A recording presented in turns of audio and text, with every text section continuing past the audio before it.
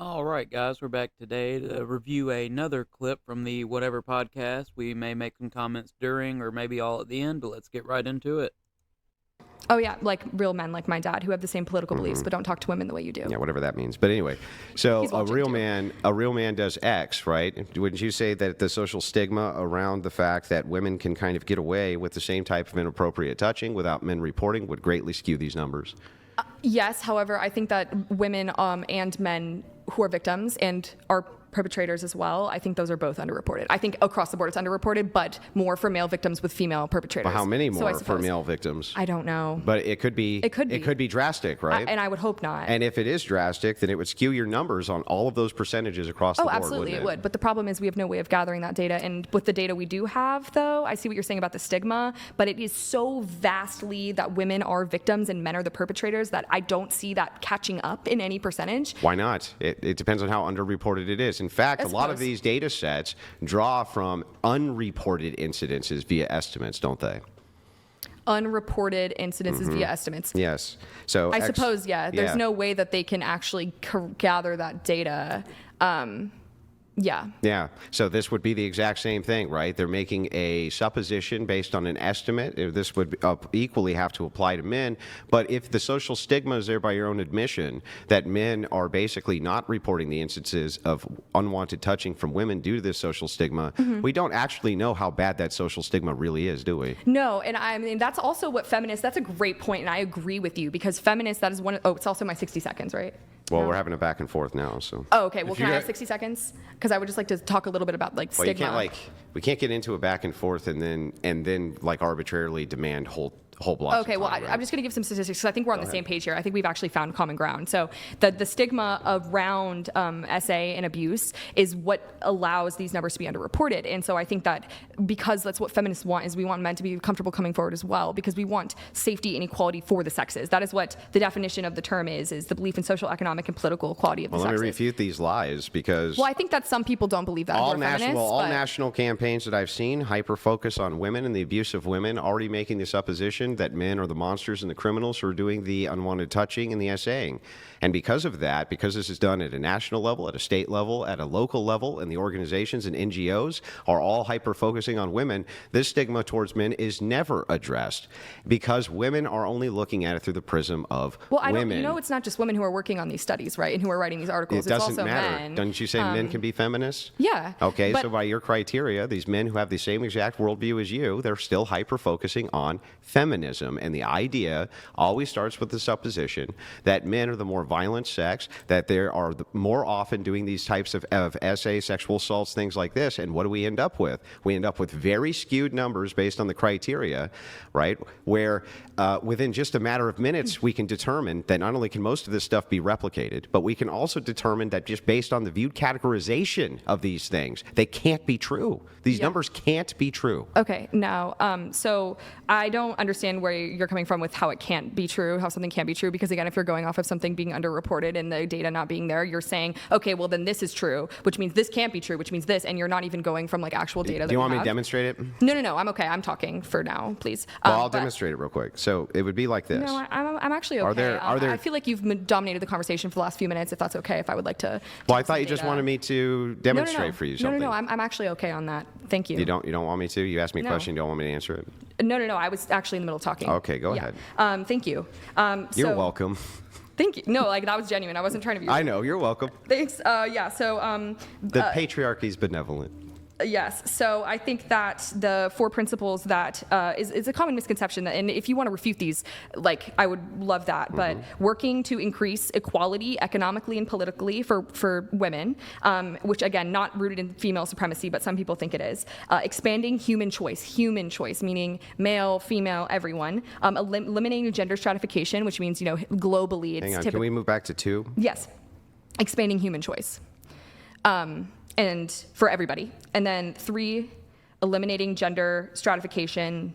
How like most of the power and money is concentrated to men globally. So sort of making the opportunities there for women. And again, like you have to think about this globally as well. Like we're very US centric, I think, in this debate, but there are definitely countries where women are really, really deprived of any sort of autonomy. And then the final one is ending sexual violence, which we've talked about quite a lot. So those are the 4 principles of feminism as we see it today. And although there are different places around the world, I guess we can focus, sort of here and globally if you have points on that. Or if you just want to confine it to the U.S., then let me know. But. Yeah, well, the U.S. is where I live. That's what I'm talking about. But okay. So when we're discussing this idea, especially of no, these numbers are accurate. That actually can't be true. You said, no, it actually can be. Well, no, it can't be because, one, you've already admitted that there's a stigma towards reporting, which means that these numbers are already skewed right from the get-go. Here's a good demonstration of this. This is something you'll hear psychologists say a lot, and I'm sure you probably said it yourself, that mental illness probably has always been somewhat near as high as it is right now. It's just that it went underreported, right? That's something that you would say, or there's just as many transgender people now as there were, or homosexuals. It's just that we didn't have the right numbers because they weren't able to report them correctly, right? Mm-hmm. So it follows then that if it is the case that under all of these circumstances, due to a lack of reporting due to stigma, we didn't have the correct numbers, and so you can suppose that into the data that you have right now for how many there's always been. Right. Why couldn't I do the exact same thing with SA numbers? No, you can, but how are you going to get the how are you going to get the figure that it is more? Are you saying it's more female perpetrators than male perpetrators? How could you possibly get that because number? If I look at the raw data and we look at stigmas, right? If we're looking, we agree on stigma, but the data, how do you have that? Because the data is not taking into account the stigma towards male reporting. But it is. But I'm saying there are no reported cases. Yeah, you can't. It's not. You're right. How do you report the cases if the stigma is there for them to not report? So yes, given that, how do we come up with any? Because these other places, they come up with estimates, these studies that you just cited. So how do we come up with an estimate for female perpetrators? Whether we come up with the estimate or not, we have good reason to doubt the various estimates by RAINN and these other sexual advocacy organizations, especially when I look at the NIS. Because when I look at the NIS, I get totally different numbers, and it's way more comprehensive. It's the largest, most comprehensive data set on planet Earth is the NIS, and that's what it shows. It shows that women are far more likely to abuse their children than men. When women are in positions of dominant power and authority over weaker people than themselves, they're more likely to abuse almost every time. This is also included in healthcare stats. When they are in charge of people who are weaker than them in healthcare situations, they abuse far more than men do. You keep talking about the NIS. Which specific, are you talking about the national? Because the specific study that you're talking about, how women are perpetrators more frequently, genuinely cannot find it anywhere on the internet. Okay, I'll pull up the exact study if you give me just a second. Yeah, no, that's fine. Because I'm looking at the Bureau of Justice statistics and the FBI, so you can and find this from the US, even the CDC talks about it. You can find this from the U.S. Department of Justice. Sexual victimization in juvenile facilities reported by youth 2012. Okay. Okay. And is this where you're saying that these are all comprehensive. These are all comprehensively included inside of the NIS. This is what I'm saying is that I have each individual study ready for you. You can look also, and we can move to this as well if you want to. Wait, so is this the one where you're saying that female perpetrators are more frequent? Is that what you're talking about? Yes. That's from the National Incident Study. Oh, National Incident Study. Yes. Okay. The largest collection of all types of reported data related to abuse, maltreatment of children. 68% of the maltreated children were maltreated by a female, 48% maltreated by a male. In every circumstance, the NIS finds that when women are put in charge of people who are weaker than themselves are more likely to abuse than the stronger sex, that being men. And what's interesting about this is it gives us every reason to believe that if women had the exact same frame and build as men did, that men that they would actually abuse far more often than men do them, right? So what we're looking at here is we're looking at a huge problem where women who are supposedly being abused by men are doing a whole lot of abuse which is going unreported of children while you're focusing on the scapegoat of men. Yeah, I don't doubt that women are, unfortunately, a lot of women are abusing children, but the study that you're saying, the only thing that I'm able to find is that 1 in every 25 children in the U.S. experience maltreatment. Neglect is more prevalent than abuse. And then they talk about how for the 4% of children that experience genuine maltreatment and in danger of death. But I'm not seeing anything. It says, girls were sexually abused much more often than boys under the harm standard and endangerment standard, with male perpetrators being more common. That's all I was able to find. Okay. Would you like for me to actually link it to you? That was just from the juvenile facility study, though, right? Yeah. Yeah. But what about the NIS data? The NIS data is going to be the most important because it's the most comprehensive collection of it. It's funny because you keep repeating this talking point about a study that I can't find. Well, how do you? I'm not saying it doesn't exist, but So you think that the National Institute study is not reporting this? Like I can link it to you. No, I believe it. I'm just saying, like, there are so many more common sources that have different numbers talking about how male perpetrators are more common than the study that you're talking about. Because I genuinely, I got a little more for you. The U.S. Department. Can you airdrop it to me? The U.S. Department of Health and Human Services has been tracking the data on child abuse and neglect since 1978 with something called the National Incident Study, NIS. The National Incident Study is a congressionally mandated periodic effort of the United States Department of Health and Human Services. There have been 4 such reports, the latest being the NIS-4, which came out 2010. This includes the breakdown. The NIS gathers data from all reporting agencies and any study will pull from these agencies because it's the congressional authority which is gathering that data. The methodology, the NIS uses the standard definitional framework for classifying child maltreatment, including both types of abuse and neglect. These are the legitimate numbers, and feminists have been hiding them under a rock because they don't want to talk about this issue.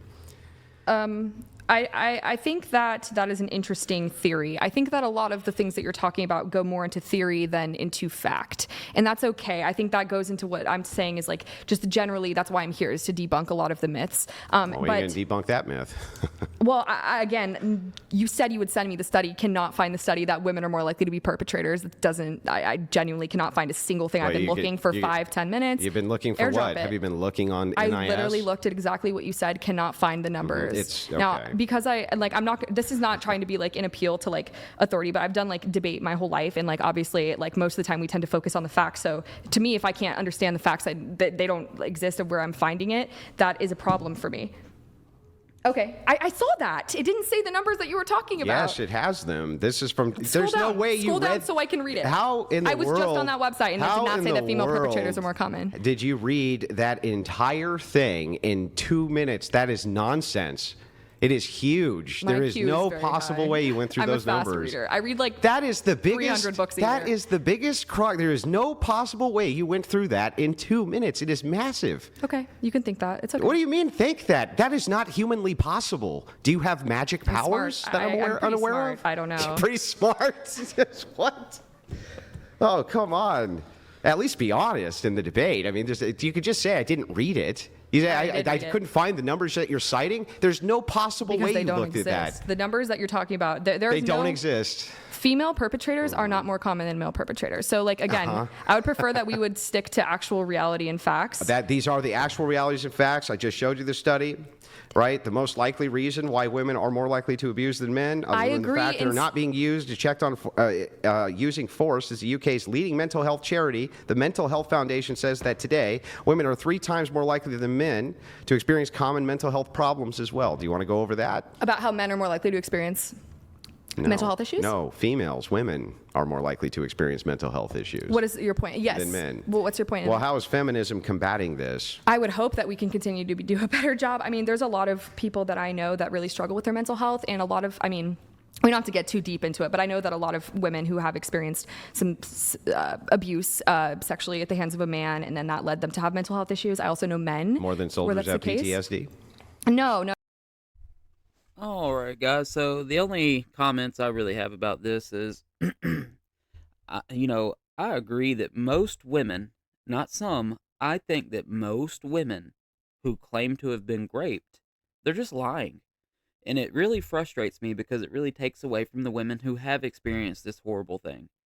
And it's almost like in today's day and age, women think of it as some kind of flex to claim that they've had that happen.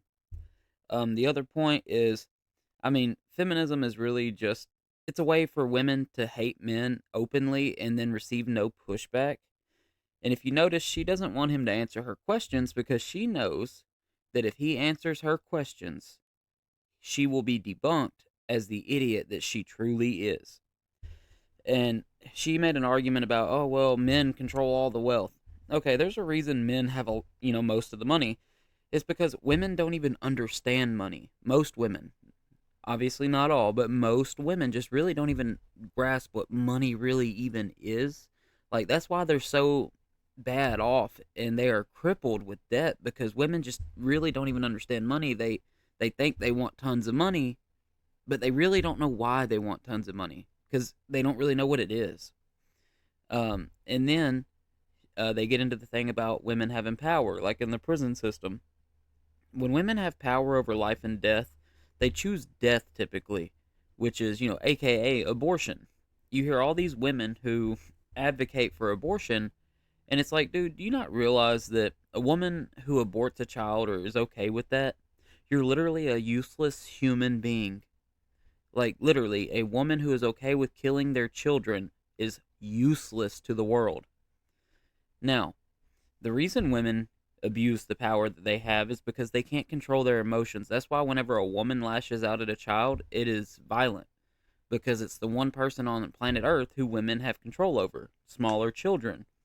And so they just get real abusive, man. And she's your typical feminist.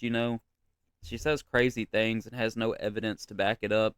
And then when you ask for proof, she goes to the, well, I'm just a girl. You can't be talking to me that way. She does that crap.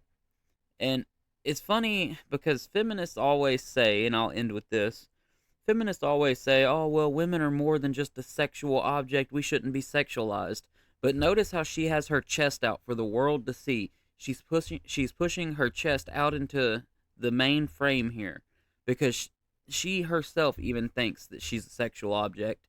I mean, come on, guys. But anyways, if y'all have any comments, please leave them down below and y'all have a good one.